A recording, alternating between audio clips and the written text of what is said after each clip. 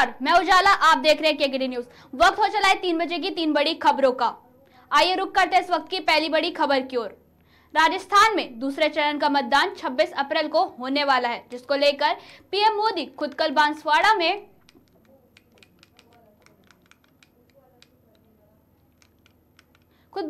में चुनावी रैली करने पहुंचे। पीएम मोदी ने अपने संबोधन शुरू करते ही कहा, कांग्रेस की अर्बन नक्सल सोच की नजर अब मेरी माताओं बहनों के मंगलसूत्र पर है। क्या ऐसी कांग्रेस पर मेरे परिवारजन कभी भरोसा करेंगे? इस बयान के बाद से सियासत तेज हो गई है और विपक्ष का एक और नेता विरोध कर रहा है और बयान दे रहे हैं। अब इस क्रम में जम्मू कश्मीर नेशनल कॉन्फ्रेंस के प्रमुख फारूक अब्दुल्ला ने कहा, मुझे अफसोस है कि हमारे वजीर आजम ने ऐसी बात कही। कभी भी ऐसा नहीं होगा कि मुसलमान कभी भी किसी बहन का, किसी माँ का मंगलसूत्र छीनेगा। मैं भी मुसलमान हूँ, मेरे धर्म ने मुझे दूसरे से नफरत करना नहीं सिखाया। आगे पीडीपी प्रमुख महबूबा मुफ्ती ने कहा, भाजपा वाले कभी मंगलसूत्र की बात करते हैं, कभी कहते हैं कि कांग्रेस सब कुछ मुसलमानों को देगी। भाजपा सिर्फ हिंदू मुस्लिम को लड़ाने में लगी हुई है। देखिए ये खास रिपोर्ट। मुझे अफसोस है कि हमारे वजीर आजम ने ऐसी बात कही है। हमारा इस्लाम, हमारा अल्लाह हमें यह सिखाता है कि सबके साथ बराबरी से चलो। कभी हमारे मजहब ने यह नहीं कहा कि दूसरे मजहब को बुरी तरह से देखो, बल्कि हर वक्त कहा कि दूसरे मजहब की भी इज्जत करो। जिस तरह तुम अपने दीन की इज्जत करते हो, दूसरे दीन की भी इज्जत करो। कभी ऐसा नहीं होगा वजीर आजम कि मुसलमान कभी भी किसी माँ का, किसी बहन का मंगलसूत्र छीनेगा। वो मुसलमान नहीं है, वो कभी इस्लाम को समझता नहीं है। एक शख्स को आप मारोगे तो याद रखना, उसमें वो फिर अल्लाह की तरफ से कहता है वो लाखों का कत्ल है, इंसानी कत्ल है। वो क्या ऐसा हो सकता है? मैं भी मुसलमान हूं, मगर मेरे कुरान ने मुझे ये नहीं सिखाया कि दूसरे से नफरत करना। मैं उतना ही हिंदू से मोहब्बत करता हूँ जितना मैं सिख से, मुसलमान से मोहब्बत करता हूँ। मैं समझता हूँ वो भी तरक्की करेगा, हम भी तरक्की करेंगे, उसी से ये भारत उठेगा। देखिए, जो लग रहा था, जो बीजेपी नारा दे रही थी 400 पार और 370, वो सारा उसका वो जो है उसकी फूंक निकल गई। क्योंकि आपने देखा जिस तरह से बीजेपी वाले कभी मंगलसूत्र की बात करते हैं, कभी कहते हैं कि कांग्रेस सब कुछ ले जाके मुसलमानों को देगी। मतलब एक कम्युनल माहौल बनाया जा रहा है। उससे लगता है कि एनडीए को, बीजेपी को पता चल चुका है कि जो इंडिया ब्लॉक है वो दिन ब दिन पेशरफ्त कर रहा है और जो रिजल्ट आने वाले होंगे वो इंडिया ब्लॉक के हक में होंगे। वो सबको हैरान करने वाले होंगे, क्योंकि नौजवान सोचता है कि अगर मुझे नौकरी देगा तो वो इंडिया ब्लॉक देगा, अगर महंगाई कम करेगा तो वो इंडिया ब्लॉक करेगा। बीजेपी सिर्फ हिंदू मुस्लिम को लड़ाने में लगी हुई है। जो जम्मू कश्मीर को खुली जेल बनाया गया है, अभी भी आपने सुना कि अनंतनाग से, बिजबेड़ा से, पुलवामा से, शुपियन से नौजवानों को गिरफ्तार किया जा रहा है। तो उनकी बात कौन करेगा? कौन करता है? जो जम्मू कश्मीर के इस वक्त मसले मसाइल है, उनकी बात पार्लियामेंट में कौन करेगा? तो ये बात लोगों को धीरे धीरे समझ आ रही है और उनको लगता है पीडीपी ने पिछले 5 साल लगातार जम्मू कश्मीर के मुश्किलात की बात की है और आने वाले वक्त में भी अगर कोई जमात, क्योंकि नेशनल कॉन्फ्रेंस के 3 मेंबर पार्लियामेंट थे पिछले 5 साल, मुझे बताइए कहाँ उनकी, कब उन्होंने बात की? अगर बात की पार्लियामेंट के बाहर तो हमने की, अगर मसला उठाया तो हमने उठाया। इसलिए लोगों को ये एहसास हो रहा है कि पीडीपी ही उनके मसले मसाइल की बात कर सकती है। देखिए, बीजेपी जो है ना ध्यान भटकाना चाहती है बेरोजगारी से, महंगाई से, जो लोगों, जो मुल्क में जो बलात्कारी है उनको अपने साथ लिए घूमती है। जो उन्होंने कहा था गैस सिलेंडर की कीमत 450 कर देंगे, आज 1200 की है। कहा था 15 लाख रुपए हर अकाउंट में जमा होगा, वो तो नहीं हो गया। 20 करोड़ नौकरियां तो वो दे नहीं सके। इसलिए ध्यान भटकाने के लिए वो इस किस्म की बातें करती हैं। कभी कहते हैं मांस मछली खाने वाले हैं मुसलमान, कभी कहते हैं मंगलसूत्र भी आपका मुसलमान लेगा। तो हिंदू मुस्लिम को झगड़ा कराने के बजाय अलावा और कांग्रेस का क्रिटिसाइज करने के अलावा इनके पास कोई मंशूर नहीं है। नेशनल कांग्रेस एनकैश करना चाहती है जो मुश्ताक बुखारी का बयान आया कि वो महबूबा जी को सपोर्ट करेंगे। देखिए, जितने भी गुजर हैं, हमारे गुजर तबके के, मैंने उनके लिए काम किया। ट्राइबल जितने हैं, बकरवाल जितने हैं, पहाड़ी जितने हैं, वो समझते हैं महबूबा मुफ्ती उनके साथ। बहुत मुश्किल वक्त में खड़ी रही है। ये बीजेपी का सवाल नहीं है, ये जम्मू कश्मीर का सवाल है और उस पीर पंचाल का सवाल है, जहां मुफ्ती साहब ने बहुत ज्यादा काम किया, जहां मुफ्ती साहब ने लोगों को आदमी तहफ़्फ़ुज़ दिया, जहां मुफ्ती साहब ने मुगल रोड बनाया, जहां मुफ्ती साहब ने बाबा गुलाम शाह पातशाह यूनिवर्सिटी बनाई। खासकर जो लोग वहां डरे थे, सहमे थे, उनको सर उठा के जीने का मौका दिया। तो उसमें गुजर है, पहाड़ी है, बकरवाल है, सब महबूबा मुफ्ती के साथ है। मुझे अफसोस है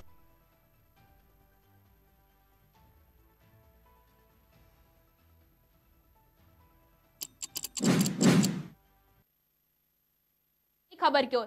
राजस्थान के टोंक सवाई माधोपुर लोकसभा सीट पर प्रचार के लिए प्रधानमंत्री नरेंद्र मोदी ने हनुमान जयंती पर बजरंगबली की जयकार के साथ भाषण शुरू किया और प्रधानमंत्री नरेंद्र मोदी ने टोंक में जनसभा को संबोधित करते हुए कहा, आप सभी का प्यार, आशीर्वाद और उत्साह मुझे प्राप्त हुआ। आज राम भक्त हनुमान जी की जयंती का पवित्र दिन है। पूरे देश को हनुमान जयंती की बहुत बहुत शुभकामनाएं। फिर उन्होंने कांग्रेस पर जमकर निशाना साधा और प्रधानमंत्री नरेंद्र मोदी ने कहा, 2024 में आपने मोदी को दिल्ली में सेवा का अवसर दिया तो देश ने वह फैसले किए जिसकी किसी ने कल्पना भी नहीं की थी। लेकिन अगर कांग्रेस 2024 के बाद भी और आज भी अगर दिल्ली में होती तो क्या क्या हुआ होता। कांग्रेस होती तो जम्मू कश्मीर में आज भी हमारी सेनाओं पर पत्थर चल रहे होते। कांग्रेस होती तो सीमा पार से आकर दुश्मन आज भी हमारे जवानों के सिर काटकर ले जाते और कांग्रेस सरकार कुछ न कर पाती। हमारे लिए सैनिकों के लिए 1 रैंक 1 पेंशन लागू नहीं होता। देश के कोने कोने में बम धमाके होते ही रहते। कांग्रेस होती तो अपने लिए भ्रष्टाचार के नए रास्ते तलाशती। आगे सुनते हैं क्या कुछ कहा गया।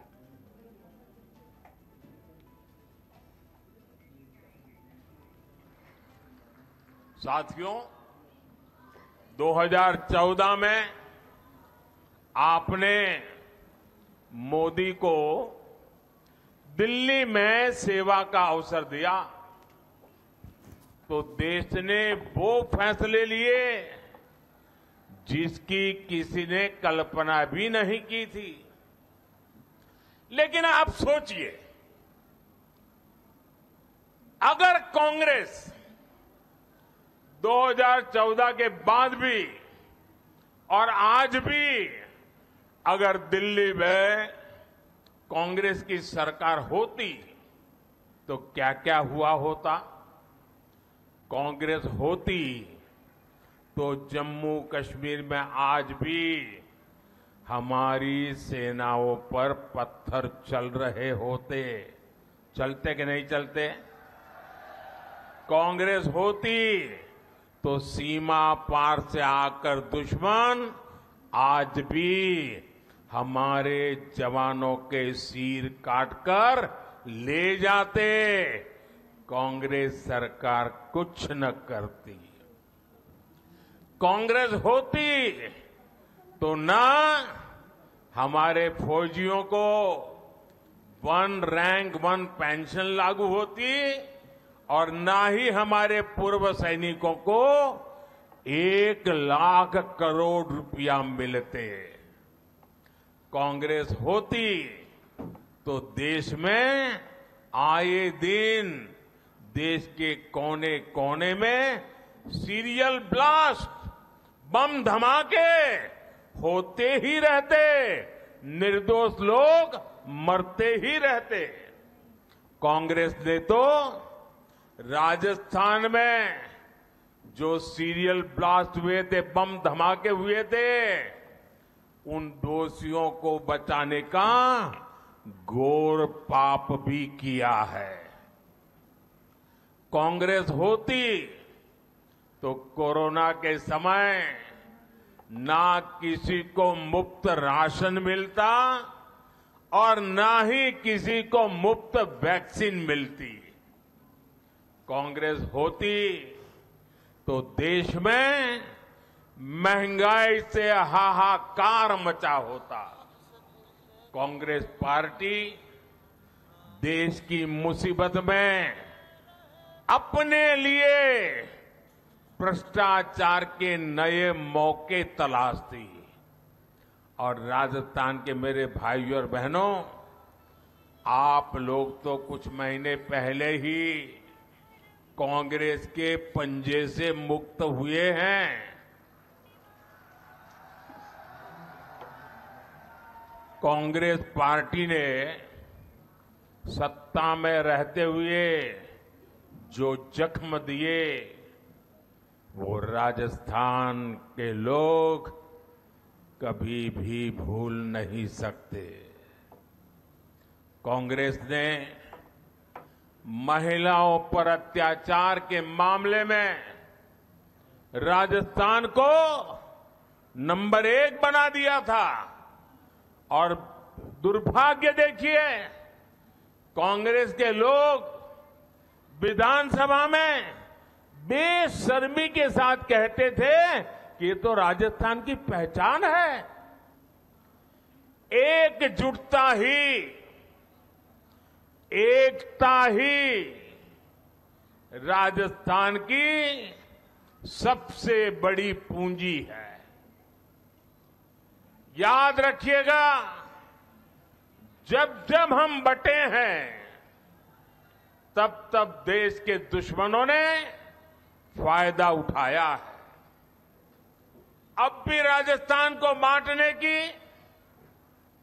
यहां के लोगों को बांटने की पूरी कोशिशें हो रही हैं। इससे राजस्थान को सावधान रहने की जरूरत है। साथियों, अभी परसों जब मैं राजस्थान आया था तो मेरा एक 1.5 मिनट का भाषण, 90 सेकंड का भाषण, और मैंने कुछ सत्य देश के सामने रखा और पूरी कांग्रेस और इंडी गठबंधन में ऐसी भगदड़ मची है, ऐसी भगदड़ मची है। मैंने सत्य रखा देश के सामने। कांग्रेस आपकी संपत्ति छीनकर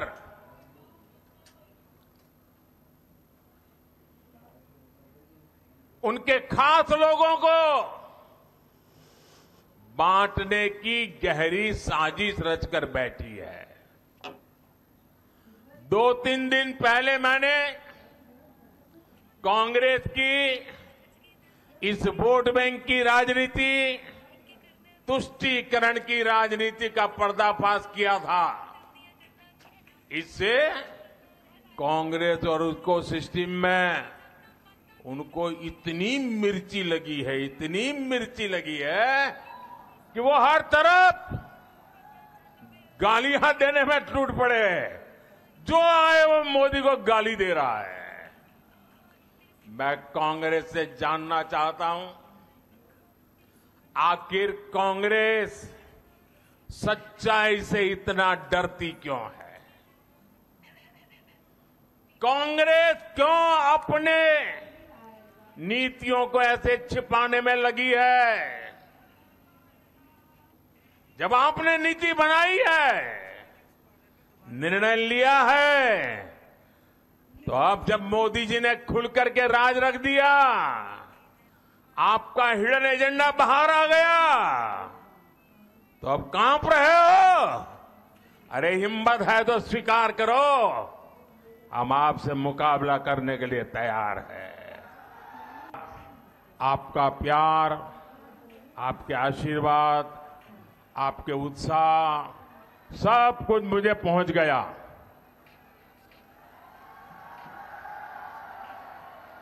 अब मैं अपनी बात पहुंचाऊं। आज राम भक्त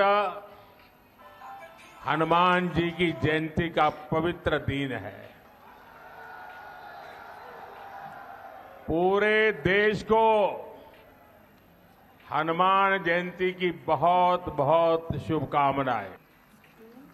साथियों, 2014 में आपने मोदी को दिल्ली में सेवा का अवसर दिया, तो देश ने वो फैसले लिए जिसकी किसी ने कल्पना भी नहीं की थी।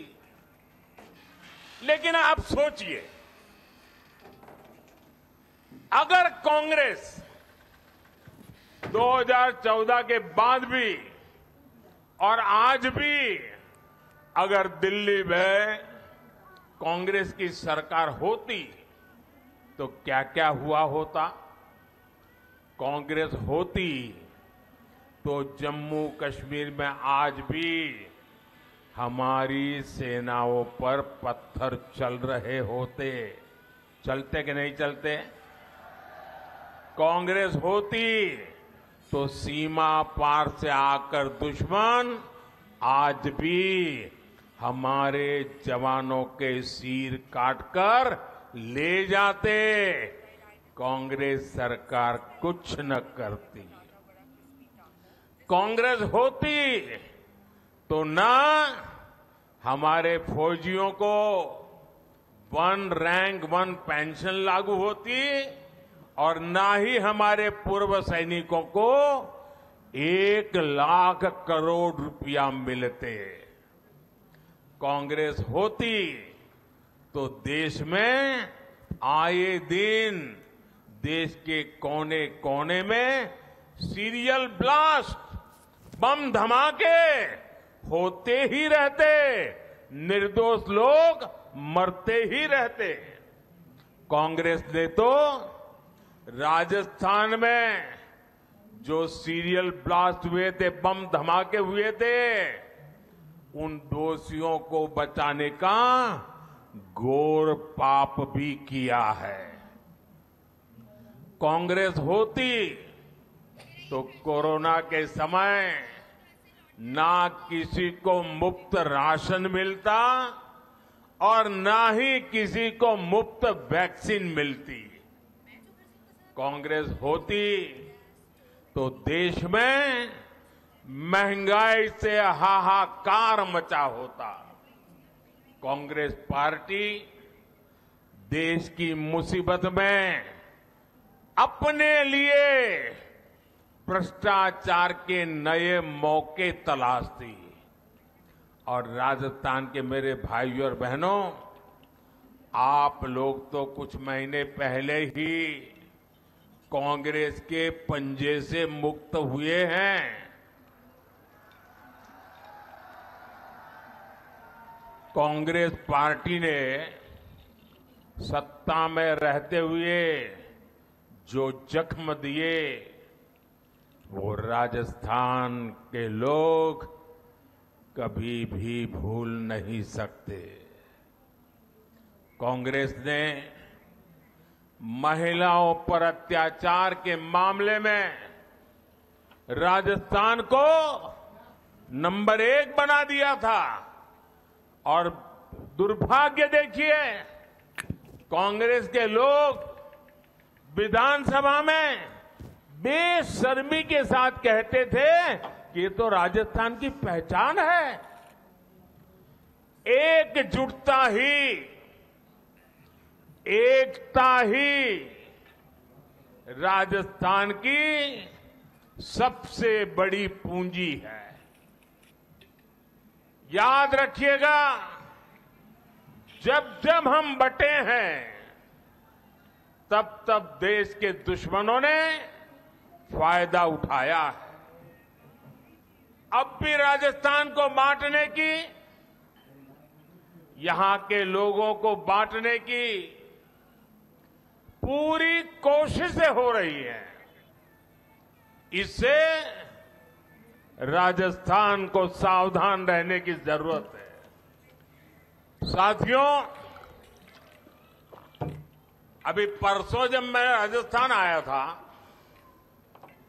तो मेरा एक 1.5 मिनट का भाषण, 90 सेकंड का भाषण, और मैंने कुछ सत्य देश के सामने रखा।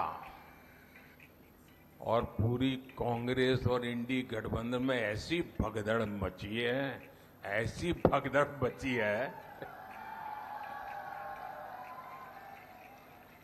मैंने सत्य रखा देश के सामने।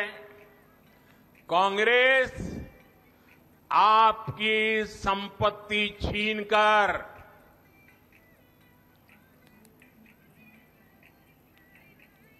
उनके खास लोगों को बांटने की गहरी साजिश रचकर बैठी है। 2-3 दिन पहले मैंने कांग्रेस की इस वोट बैंक की राजनीति, तुष्टीकरण की राजनीति का पर्दाफाश किया था।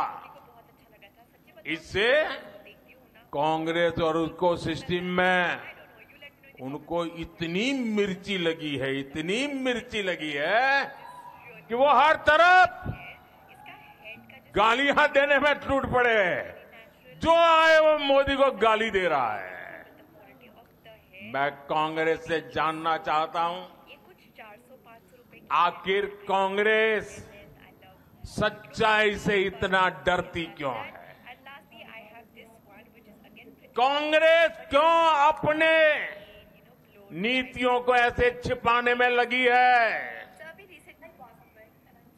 जब आपने नीति बनाई है, निर्णय लिया है, तो अब जब मोदी जी ने खुल करके राज रख दिया, आपका हिडन एजेंडा बाहर आ गया, तो अब कांप रहे हो? अरे हिम्मत है तो स्वीकार करो, हम आपसे मुकाबला करने के लिए तैयार हैं। आपका प्यार, आपके आशीर्वाद, आपके उत्साह, सब कुछ मुझे पहुंच गया।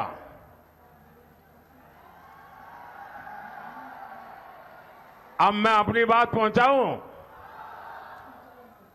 आज राम भक्त हनुमान जी की जयंती का पवित्र दिन है। पूरे देश को हनुमान जयंती की बहुत बहुत शुभकामनाएं। साथियों, 2014 में आपने मोदी को दिल्ली में सेवा का अवसर दिया, तो देश ने वो फैसले लिए जिसकी किसी ने कल्पना भी नहीं की थी। लेकिन आप सोचिए, अगर कांग्रेस 2014 के बाद भी और आज भी अगर दिल्ली में कांग्रेस की सरकार होती तो क्या क्या हुआ होता? गरीबी। आइए नजर डालते हैं इस वक्त की तीसरी बड़ी खबर की ओर। लोकसभा चुनाव के पहले चरण के मतदान हो चुके हैं और दूसरे चरण के मतदान भी होने वाले। ऐसे में चाहे प्रधानमंत्री हो, सीएम योगी आदित्यनाथ हो या विपक्ष के सभी बड़े नेता जनता को लुभाने के लिए सभी रैली और जनसभा को संबोधित कर रहे हैं और विपक्ष पर सब बयान दे रहे हैं। अब इसी क्रम में योगी जी का एक बयान सामने आया है, जहां उन्होंने कहा कि इनके समय में जब कांग्रेस का ये परिवार सुपर पीएम बना हुआ था, मनमोहन सिंह देश के प्रधानमंत्री थे, उन्होंने किसके इशारे पर कहा था कि देश के संसाधनों पर पहला अधिकार मुसलमानों का है। आप देश को मुसलमान और गैर मुसलमानों के नाम पर अल्पसंख्यक और बहुसंख्यक के नाम पर बांटना चाहते हैं। देश को प्रधानमंत्री मोदी का धन्यवाद करना चाहिए, जिनकी वजह से पिछले 10 साल में 25 करोड़ लोगों को पर गरीबी रेखा से उभरे हैं। आगे सुनते हैं क्या कुछ कहा गया।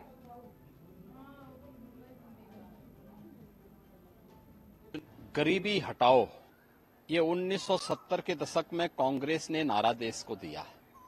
गरीबी कभी हट नहीं पाई। कांग्रेस 6 दशक तक इस देश के अंदर, 6 दशक से अधिक समय तक उन्होंने देश के अंदर शासन किया और इन 6 दशक से अधिक समय तक दादी से लेकर के पोते तक उसी नारे को लगा करके देश की जनता की आंखों में धूल झोंकने का कार्य कर रहे हैं। सही मायने में अगर देखा जाए तो गरीबी हटाने और गरीब कल्याणकारी योजनाओं को ईमानदारी से प्रत्येक तबके को चेहरा देख करके नहीं, ईमानदारी के साथ बिना भेदभाव के हर व्यक्ति तक शासन की योजनाओं को, गरीब कल्याणकारी योजनाओं को, जनधन अकाउंट से हो, फ्री राशन की सुविधा हो, 5 लाख रुपए की स्वास्थ्य बीमा का कवर हो, हर घर में शौचालय बनाने का हो, हर घर में नल देने का हो, या फिर 4 करोड़ परिवारों को मकान देने का हो। अगर आप देखेंगे एक लंबी श्रृंखला है ये। 80 करोड़ लोग 4 वर्ष से लगातार फ्री में राशन की सुविधा का लाभ प्राप्त कर रहे हैं। 50 करोड़ घरों को, 50 करोड़ लोगों को, गरीब परिवारों को जनधन अकाउंट खोले गए। यानी आजादी के 70 वर्षों तक देश के अंदर सबसे अधिक समय तक कांग्रेस और उसके सहयोगी दलों ने शासन किया, लेकिन ताजुब 50 करोड़ परिवार ऐसे थे जिनके पास अपने अकाउंट नहीं थे। 4 करोड़ से अधिक परिवार ऐसे थे जिनके पास अपना आवास नहीं था। 60 करोड़ परिवार ऐसे थे जिनके पास उपचार के लिए संसाधन नहीं थे, दवा के लिए पैसा नहीं था। 2.5 करोड़ परिवार ऐसे थे जिनके घर में बिजली नहीं जल पाई थी आजादी के बाद भी। 10 करोड़ से अधिक परिवार ऐसे थे जिनके पास रसोई का गैस के कनेक्शन नहीं थे। इतने लोग अगर कांग्रेस के कुशासन के कारण देश के अंदर वंचित थे, तो इसका दोषी कोई और नहीं, कांग्रेस और उसके साथ के सहयोगी हैं, उसके पार्टनर हैं, जिन्होंने देश की जनता जनार्दन को बदहाल रखा, नारा देते रहे। और इनके समय में जब कांग्रेस का ये परिवार सुपर पीएम बना हुआ था, डॉक्टर मनमोहन सिंह जी देश के प्रधानमंत्री थे। उन्होंने किसके इशारे पर कहा था कि देश के संसाधनों पर पहला अधिकार मुसलमानों का है? आप देश को मुसलमान और गैर मुसलमान के नाम पर, अल्पसंख्यक और बहुसंख्यक के नाम पे बांटना चाहते हैं? यह देश 1947 में एक विभाजन की त्रासदी को देखा है, और तो इस देश को आभार व्यक्त करना चाहिए प्रधानमंत्री मोदी जी का, जिनके कारण पिछले 10 वर्ष में 25 करोड़ लोग गरीबी रेखा से उभरे हैं, खुशहाल जीवन जी रहे हैं। 80 करोड़ लोगों को फ्री में राशन की सुविधा का लाभ प्राप्त हो रहा है। 60 करोड़ लोगों को आयुष्मान भारत में 5 लाख रुपए की स्वास्थ्य बीमा का कवर मिल रहा है। 50 करोड़ लोगों के जनधन अकाउंट खुल करके दलाली और कमीशनखोरी बंद। 12 करोड़ किसानों को किसान सम्मान निधि का लाभ। 10 करोड़ गरीबों के घर में उज्ज्वला योजना के रसोई गैस के सिलेंडर कनेक्शन पहुंच गए। 4 करोड़ गरीबों के मकान बन गए, और अगले 5 वर्ष के लिए 3 करोड़ नए लोगों को मकान देने का आश्वासन भी भारतीय जनता पार्टी ने अपने संकल्प पत्र में किया है। 2.5 करोड़ परिवारों ने, जिन्होंने कभी बिजली नहीं देखी थी, उनके घरों में बिजली पहुंच गई। हर घर नल की योजना साकार हो रही है। 12 करोड़ गरीबों के शौचालय बन गए। वास्तव में बिना भेदभाव के सबका साथ, सबका विकास, सबका विश्वास और सबका प्रयास। कभी मोदी जी ने यह नहीं कहा कि मैंने किया, उन्होंने कहा तो सबका विश्वास है और सबका प्रयास है। आज भी मोदी जी अपने चुनाव भाषण में इस बात को कहते हैं, जो सब कुछ मिला है इसका श्रेय मुझे नहीं, जनता जनार्दन को है, क्योंकि जनता जनार्दन ने अपने लोकतांत्रिक अधिकार की कीमत को समझा, अपने वोट को सही जगह दिया, तो उसका लाभ सही तरीके से मिल रहा है। लेकिन कांग्रेस, समाजवादी पार्टी और इंडी गठबंधन विभाजनकारी राजनीति करके देश के साथ धोखा कर रहा है, गद्दारी कर रहा है। इनको जब भी अवसर मिला, इन्होंने राष्ट्रीय हितों की अपूर्णीय क्षति की है और गरीब कल्याणकारी योजनाओं में डकैती डालने का काम किया है। कौन नहीं जानता, समाजवादी पार्टी की सरकार के समय उत्तर प्रदेश के अंदर खाद्यान्न घोटाले हुए थे। दर्जन भर जिलों में आज भी सीबीआई इंक्वायरी चल रही है। इनसे जुड़े हुए लोग गरीबों का राशन हड़प कर जाते थे। जब 2017 में मुझे प्रदेश में मुख्यमंत्री के रूप में दायित्व मिला था, इस दौरान मैंने स्वयं जब इस बात की जांच कराई थी, 30 लाख फेक राशन कार्ड पाए गए थे, और ये फेक राशन कार्ड के नाम पे राशन निकलता था। राशन की सुविधा गरीब को नहीं मिलती थी, समाजवादी पार्टी के पदाधिकारी को मिलती थी, या उनके द्वारा प्रश्रय प्राप्त माफिया ये सभी राशन हड़प जाते थे। आज मैं कह सकता हूं कि प्रधानमंत्री मोदी जी के कारण ई-पॉस मशीन 80,000 से अधिक राशन कोटे की दुकान में लग गई। डोर स्टेप डिलीवरी हो रही।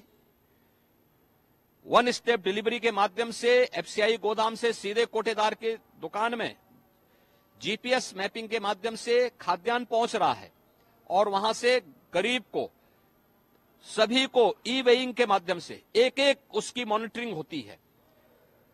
सही मायने में कहा जाए तो आजादी के बाद ये जो रिफॉर्म किया है, पहली बार देश के अंदर पॉलिटिक्स ऑफ परफॉर्मेंस ये मोदी जी के कारण आया है और इसका सर्वाधिक लाभ गरीब को मिला है, किसान को मिला है, महिलाओं को मिला है, युवाओं को मिला है। इसलिए इंडी गठबंधन के किसी बहकावे में जनता जनार्दन को नहीं आना चाहिए और किसी को नहीं आना चाहिए। ये लोग परिवार के नाम पर भारत की राजनीति को अपने बपौती मान करके चले थे। जाति विभाजन के नाम पर सामाजिक वैमनस्यता इन्होंने पैदा करने का प्रयास किया, समाज में सामाजिक न्याय को तार तार करने का प्रयास किया। सामाजिक वैमनस्यता ये लोग पैदा करते हैं, आपस में लड़ाते हैं, वर्ग संघर्ष की स्थिति पैदा करते हैं।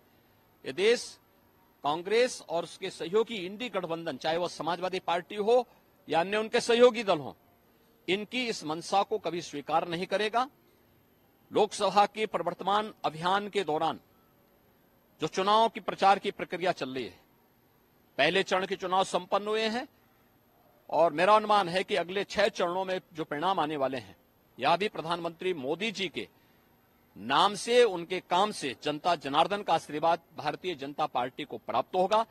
कोई संदेह इसमें नहीं होना चाहिए और हम पूरे विश्वास के साथ जनता जनार्दन के आशीर्वाद से प्रधानमंत्री मोदी जी फिर एक बार मोदी सरकार के लक्ष्य को और अब की बार 400 के लक्ष्य को प्राप्त करने में हम लोग सफल होंगे। देखिए, यह एक बहुत खतरनाक प्रवृत्ति है।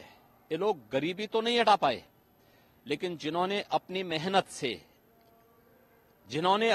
से मकान बनाए हैं, जमीन का प्लॉट लिया है, माताओं ने, बहनों ने अपने लिए जेवर बनाए हैं, कांग्रेस की कुदृष्टि अब उस पर पड़ी हुई है। ये धार्मिक स्थलों की संपत्ति पर, बहन बेटियों की, माताओं की स्वयं की संपत्ति पर और किसी ने अपनी मेहनत से, अपने परिश्रम से जो संपत्ति अर्जित की है, उस पर अब ये लोग डकैती डालने की कुत्सित चेष्टा का प्रयास कर रहे हैं। क्योंकि कांग्रेस की हमेशा से चाल रही है कि अजगर करे न चाकरी, पंछी करे न काज। ये इस प्रवृत्ति के लोग हैं, कार्य नहीं करना, परिश्रम नहीं करना, विभाजन के आधार पर सामाजिक वैमनस्यता पैदा करके परिवार के नाम पर, जाति के नाम पर, क्षेत्र के नाम पर, मत और मजहब के नाम पर विभाजन पैदा करने का प्रयास कर रहे हैं। इस माओवादी प्रवृत्ति को यह देश कभी स्वीकार नहीं करेगा। ये भारत को अपूर्णीय क्षति पहुंचाने की कुत्सित चेष्टा है। कांग्रेस का मैनिफेस्टो में जो इस प्रकार की बात कही गई है, क्या कर रहे थे आप? 60-65 वर्षों तक देश में शासन करने का अवसर मिला था, क्या कर रहे थे? तब तो कुछ कर नहीं पाए, गरीबी से तब तो देशवासियों को बाहर नहीं पाए। 2004 से 2014 के बीच में भी कांग्रेस के प्रधानमंत्री थे, कांग्रेस पार्टी के प्रधानमंत्री थे, और पार्टी देश में शासन कर रही थी, तब भी आप कुछ नहीं कर पाए। और आज जब कार्य हो रहा है तो आप देश की जनता को गुमराह कर रहे हैं। देश की जनता लोकतंत्र में जनार्दन का स्वरूप है। वह कांग्रेस की विभाजनकारी मानसिकता को समझती है और उन्हें देश के नागरिकों की इस संपत्ति पर डकैती डालने की छूट नहीं देगी। 2.5 करोड़ परिवार ऐसे थे जिनके घर में बिजली नहीं जल पाई थी आजादी के बाद भी। 10 करोड़ से अधिक परिवार ऐसे थे जिनके पास रसोई का गैस के कनेक्शन नहीं थे। इतने लोग अगर कांग्रेस के कुशासन के कारण देश के अंदर वंचित थे तो इसका दोषी कोई और नहीं, कांग्रेस और उसके साथ के सहयोगी हैं, उसके पार्टनर हैं, जिन्होंने देश की जनता जनार्दन को बदहाल रखा, नारा देते रहे। और इनके समय में जब कांग्रेस का ये परिवार सुपर पीएम बना हुआ था, डॉक्टर मनमोहन सिंह जी देश के प्रधानमंत्री थे, उन्होंने किसके इशारे पर कहा था कि देश के संसाधनों पर पहला अधिकार मुसलमानों का है। आप देश को मुसलमान और गैर मुसलमान के नाम पर, अल्पसंख्यक और बहुसंख्यक के नाम पे बांटना चाहते हैं। यह देश 1947 में एक विभाजन की त्रासदी को देखा है, और तो इस देश को आभार व्यक्त करना चाहिए प्रधानमंत्री मोदी जी का, जिनके कारण पिछले 10 वर्ष में 25 करोड़ लोग गरीबी रेखा से उभरे हैं, खुशहाल जीवन जी रहे हैं। 80 करोड़ लोगों को फ्री में राशन की सुविधा का लाभ प्राप्त हो रहा है। 60 करोड़ लोगों को आयुष्मान भारत में 5 लाख रुपए की स्वास्थ्य बीमा का कवर मिल रहा है। 50 करोड़ लोगों के जनधन अकाउंट खुल करके दलाली और कमीशनखोरी बंद। 12 करोड़ किसानों को किसान सम्मान निधि का लाभ। 10 करोड़ गरीबों के घर में उज्ज्वला योजना के रसोई गैस के सिलेंडर कनेक्शन पहुंच गए। 4 करोड़ गरीबों के मकान बन गए, और अगले 5 वर्ष के लिए 3 करोड़ नए लोगों को मकान देने का आश्वासन भी भारतीय जनता पार्टी ने अपने संकल्प पत्र में किया है। 2.5 करोड़ परिवारों ने, जिन्होंने कभी बिजली नहीं देखी थी, उनके घरों में बिजली पहुंच गई। हर घर नल की योजना साकार हो रही है। 12 करोड़ गरीबों के शौचालय बन गए। वास्तव में बिना भेदभाव के सबका साथ, सबका विकास, सबका विश्वास और सबका प्रयास। कभी मोदी जी ने यह नहीं कहा कि मैंने किया, उन्होंने कहा तो सबका विश्वास है और सबका प्रयास है। गरीबी हटाओ।